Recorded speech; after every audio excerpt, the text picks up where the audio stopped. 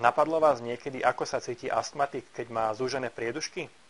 Je na to jednoduchý spôsob, ako si to môžete vyskúšať aj vy a lepšie tak pochopiť týchto ľudí. Zoberte si slamku, najlepšie čo najtenšiu. Zapchajte si nos, aby ste cez neho nemohli dýchať. A vdychujte a vydychujte len cez slamku. Takto.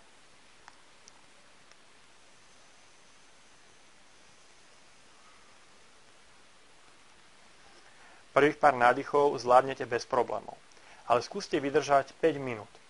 Niektorí ľudia nevydržia dýchať cez slamku ani minútu. Asi sa teraz smejete a pýtate sa sami seba, že čo to robím a prečo to robím. Ale myslím to vážne. Vyskúšajte si to. Astmatik, keď má záchvat, tak si slamku z úst nevyberie, aby mohol začať normálne dýchať.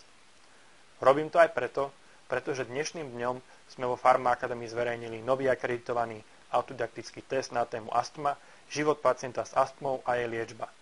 Je pre všetkých farmaceutov a farmaceutických laborantov. Zameriame sa na charakteristiku ochorenia, základné princípy liečby a na to, ako ochorenie ovplyvňuje život astmatikov. Tiež sa zaoberáme spoluprácou pacientov pri liečbe, aby sa vyhli takým záchvatom, ako sme spomínali. A tiež si povieme, čo pre nich môžeme urobiť my v lekárni.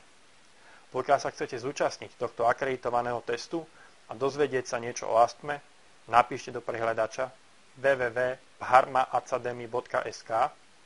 Na stránke nájdete všetky ďalšie potrebné informácie.